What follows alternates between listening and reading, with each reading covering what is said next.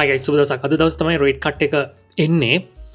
ඉතින් rate cut එක උනාට පස්සේ මේ රේට් කට්ටක් කරනව කියලා කියන්නේ එක්තරා විදිහකට මාකට් එකට හොඳයි කියන්න පුළුවන්. නමුත් ඉකොනොමිකේ තියෙන ප්‍රශ්නයක් නිරවුල් කරන්න තමයි මේ රේට් කට් එක එන්නේ.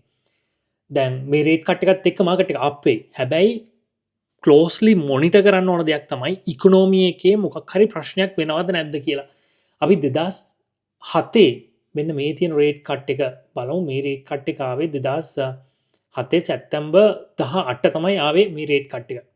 මේ රේට් කට් එකෙන් පස්සේ ටික දවසක් මාකට් එක අප් වෙලා ටිකක් ලොකුවට ඩම්ප් වුණා. මේක තමයි ෆයිනෑන්ෂල් ක්‍රයිසිස් එක. ෆයිනෑන්ෂල් ක්‍රයිසිස් එක US වල 2007 අවුරුද්දේ පටන් ගත්තා. 2008 ෆයිනෑන්ෂල් ක්‍රයිසිස් එක කියලා තමයි කියන්නේ.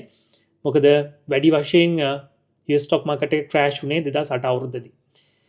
ඉතින් අපි බලන් ඉන්න ඕන දැන් මේ රේට් කට් එකකින් නෙත් දැන් අපිට 2007 රේට් කට් එක ආවේ සැප්තැම්බර් 18 දැන් මේ රේට් කට් එක ඉන්නේ සැප්තැම්බර් 17 මේ රේට් කට් එකත් එන්නේ හුඟ කාලයකට පස්සේ අපි දැන් මාස 9කට විතර පස්සේ තමයි පළවෙනි රේට් කට් එක දකින්නේ. බලන්න ඉකොනොමි එකේ ජොබ් නම්බර්ස් හොඳ නෑ වර්ස් කියලා අපිට පේනවා. ඊට අමතරව බලන්න ඉකොනොමි එකේ තව මොන හරි ප්‍රශ්න වෙයිද කියලා guys. එහෙම වුණොත් එහෙම මාකට් එක ටිකක් නරක විදිහට වැඩ කරයි. ඉතින් ඒක ස්ටොක් මාකට් එක බිට්කොයින් ගෝල්ඩ් පවා මේවට හැම දෙයකටම බලපානවා. ඒක තමයි බලන් ඉන්න ඕනම දේ. නමුත් රේට් කට් එකක් කියලා කියන්නේ ඉකොනොමි එකේ ප්‍රශ්නයක් නැත්තම් මාකට් දිගටම අප් වෙන්න බලපායි. හරි දැන් අපි දැක්ක ගෝල්ඩ් එහෙම ඊයේ දවසේ තවත් ඕල් ටයිම් හයි එකක් තියෙනවා.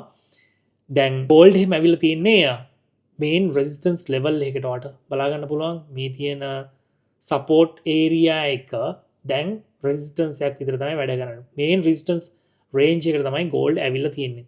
නමුත් ගෝල්ඩ් අප් වෙනවා කියලා කියන්නේ බිට්කොයින් වලට තමයි. ගෝල්ඩ් සාමාන්‍යයෙන් අප් වුණාට පස්සේ බිට්කොයින් එක ෆලෝ කරනවා. බිට්කොයින් chart එක ගත්තොත් එහෙම අපිට බලා ගන්න පුළුවන් දෙයක් තමයි බිට්කොයින් මේ perform කරේ යම්කිසි විදිහකට බුලිෂ් පැටර්න් එකක්. විදිහකට බුලිෂ් පැටර්න් එකක් තමයි වැඩ කරේ. දැන් ආපු මේ තියෙන මේන් රෙසිස්ටන්ස් ලෙවල් වලට ගිහිල්ලා තියෙනවා 117000 කියන රේන්ජ් එක. මෙන්න මේ තියෙන ලෙවල්ස් වලින් අපිට රෙසිස්ටන්ස් එකක් හම්බ වෙනවා. මේ තියෙන ලෙවල්ස් වලින් රෙසිස්ටන්ස් එක හම්බ වෙනවා. මොකද රෙසිස්ටන්ස් එකක් විදිහට සපෝට් එකක් විදිහට කලින් වැඩ කරලා තියෙනවා. රෙසිස්ටන්ස් එකක් විදිහට වැඩ කරලා තියෙනවා කලින්. ආපු රෙසිස්ටන්ස් එකක් විදිහට තමයි මේ වැඩ කරන්නේ. ඊට පස්සේ මේ රේන්ජස් බ්‍රේක් කරගෙන ගියොත් එහෙම 118000 කියන රේන්ජ් එකේ දවස් දෙක තුනක් තිබ්බොත් එහෙම අපිට හිතන්න පුළුවන් 119000 කියන්නේ මයිනර් රෙසිස්ටන්ස් ලෙවල් එකක් වෙයි. ගොඩක් වෙලාවට මෙන්න මේ තියෙන 123000 කියන රේන්ජස් වලට යයි මේ රේන්ජස් බ්‍රේක් කරන්න try කරයි කියලා ඊළඟ ඇටෙම්ප්ට් එකේදී. මේ වගේ දෙයක් වෙයි කියලා. ඔයාලට බලා ගන්න පුළුවන් කන්සොලිඩේට් වෙලා ඊට පස්සේ මෙන්න මේ රේන්ජ් එක බ්‍රේක් කරගෙන යනවා. ඒ වගේ දෙයක් වෙන්න පුළුවන්. හැබැයි ක්ලෝස්ලි මොනිටර් කරන්න US ස්ටොක් මාකට් එක මොකද වෙන්නේ කියලා. US ස්ටොක් මාකට් එකත් එක්ක තමයි බිට්කොයින් ගොඩක් වෙලාවට මූව් වෙන්නේ. විශේෂයෙන්ම රසල් 2000 එක. රසල් 2000 එක තමයි විශේෂයෙන්ම බලාගෙන ඉන්න ඕන දේ. ඔයාලට පේන ඇති රසල් 2000 එකත් එක්ක බිට්කොයින් වල තියෙන කෝරිලේෂන් එක. ඉතින් බිට්කොයින් මේ විදිහට කලින් සයිකල් එකේ අප් වෙනකොට රසල් එක මොන වගේද වැඩ කරේ. ඊට පස්සේ රසල් එක ඩ්‍රොප් වෙලා තියෙනවා. රසල් එක ආපු මේ ඕල් ටයිම් හයිස් වලට ඇටැක් කරන්න යනකොට බිට්කොයින් ඕල් ටයිම් හයි තියලා තියෙනවා.